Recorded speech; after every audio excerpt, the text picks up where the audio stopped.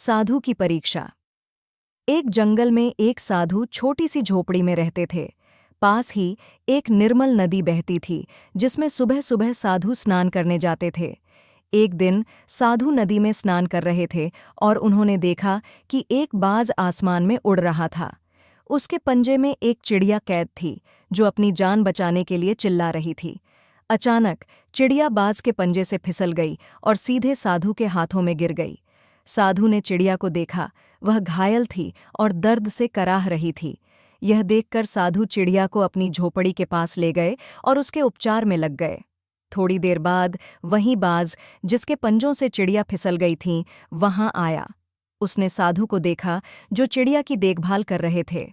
बाज ने बोला, हे साधु, यह चिड़िया मेरा शिकार है, कृपया इसे मुझे लौटा दो।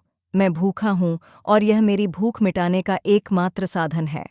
साधु ने चिड़िया की तरफ देखा, जो घायल अवस्था में थी। यह देखकर साधु ने बाज को मना कर दिया। यह चिड़िया तुम्हारी नहीं है, इसे जीने दो, उन्होंने कहा। बाज ने बार बार प्रार्थना की, लेकिन साधु ने उसे चिड़िया नहीं दी। अंत में बाज वहां भूख से गिर पड़ा और मर गया। शाम को जब साधु ध्यान में बैठे, तो आज भगवान से उनकी प्रीत नहीं लग सकी।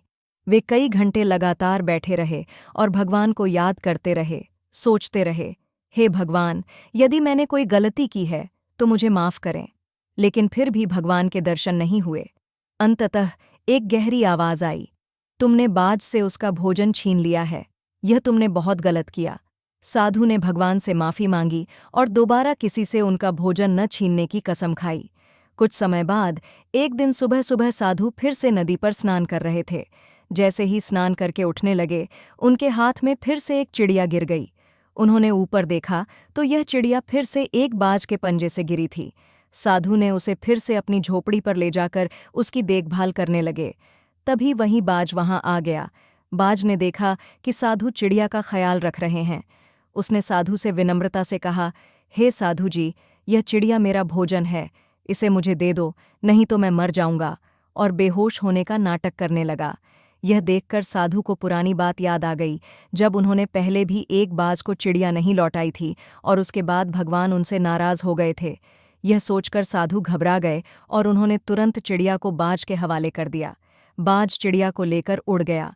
शाम को साधु ने फिर से भगवान की याद में ध्यान लगाया, लेकिन इस बार भी भगवान से उनकी प्रीत नहीं लगी। साधु फिर विचलित हो गए और उन्होंने फिर से माफ़ी मांगनी शुरू की। हे भगवान, यदि मुझसे कोई जाने अनजाने गलती हुई है तो मुझे माफ़ करना। इस पर भगवान की आवाज़ आई, जो चिड़िया आज तुमने बाज को उसकी भूख देखकर दी थी, वह बाज भूखा नहीं था, वह सिर्फ शिकार को हासिल करने के लिए नाटक कर रहा था। इस कहानी से हमें यह सीख मिलती है कि इतने बड़े साधु भी यह नहीं जान पाए कि वे इस जिंदगी में सही निर्णय ले पा रहे हैं या नहीं। अगली बार फिर मिलेंगे एक नई कहानी के साथ। इस चैनल को सब्सक्राइब करना न भूलें। धन्यवाद।